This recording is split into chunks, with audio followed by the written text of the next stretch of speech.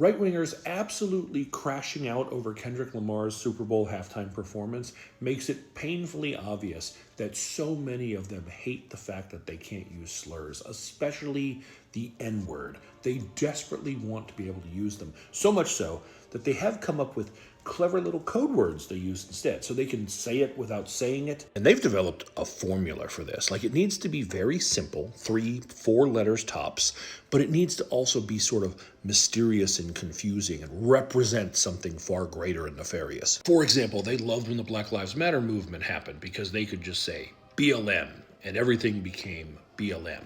BLM is rioting. BLM is burning down their own cities and their own neighborhoods. BLM is so violent. Next came critical race theory, CRT, and they walked that mud puddle dry, where BLM was about don't let them into your neighborhoods or into your home. CRT, they said, guess what? They're already in the schools. They're already indoctrinating your children's minds. And they were able to use it not just as a boogeyman that said black people are scary and you should fear them, but books about black people are too.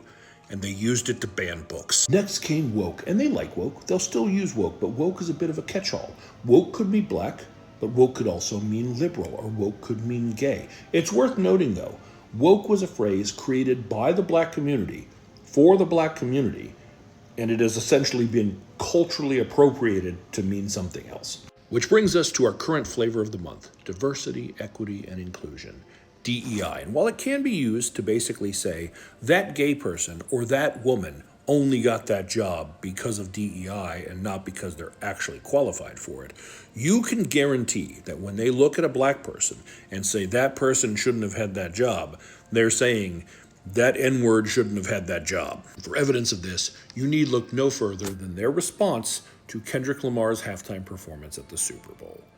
DEI halftime show. Woke DEI halftime show. This DEI halftime show sucks. End of the DEI reverse racism. Worst halftime show ever. Kendrick Lamar had the biggest song of last year, a throwaway diss track that not only commanded streaming, but also dominated the terrestrial radio airwaves. He is the biggest performer in hip-hop currently. He is one of the biggest musical performers currently, and his halftime show commanded 133.5 million viewers, which is a new record. It unseated the previous champion that had 133.4 million viewers, Michael Jackson in 1993. He broke a record held by the King of Pop, and you say, he's not qualified to be there. That makes no sense. DEI halftime show makes no sense. You know what does make sense? If what you did was type out N-word halftime show. We all see exactly what you mean. Your little codes aren't that clever.